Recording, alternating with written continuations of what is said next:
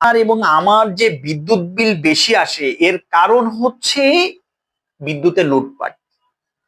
প্রতি মাসে এই এই খরচ ও খরচ, বাচ্চার পড়াশোনা, অমুক তমুক, গ্যাস বিল, অমুক তমুক, এর মধ্যে সবচেয়ে বেশি পীড়া দেয় হচ্ছে বিদ্যুৎ বিল। এবং একটা বড় অংশ হচ্ছে মিটার চার্জ, অমুক চার্জ, তমুক চার্জ, ডিমান্ড চার্জ বলে কেটে নেয়। আরে কিসের ডিমান্ড চার্জ? সবচেয়ে বেশি যেটা পুরো সিন্ডিকেটের কবলে বিদ্যুৎ বেশি আসে, তার কারণ হচ্ছে প্রায় 60,000 কোটি টাকা মতো হচ্ছে ক্যাপাসিটি চার্জ।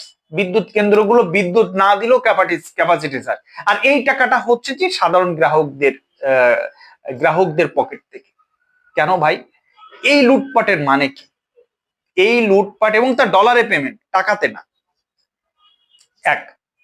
2 নম্বর হচ্ছে যে সরকারি টাকায় প্রজেক্ট করে এই মিটার গুলো কেনে, আবার আপনার কাছ থেকে মাসে মাসে 15-20 বছর ধরে আপনার কাছ থেকে টাকা নেয়।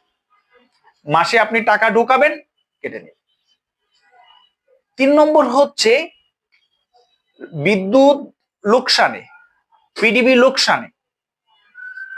বেশিরভাগ গ্যাস ভিত্তিক বিদ্যুৎ কেন্দ্র গ্যাসের অভাবে চলতে পারে না, কিন্তু কি লাভ দেখায় আপনার কাছ থেকে হচ্ছে এই প্রত্যেক বছর কর্মকর্তা কর্মচারীদের পেটটা ঢাউস হয়ে যায়।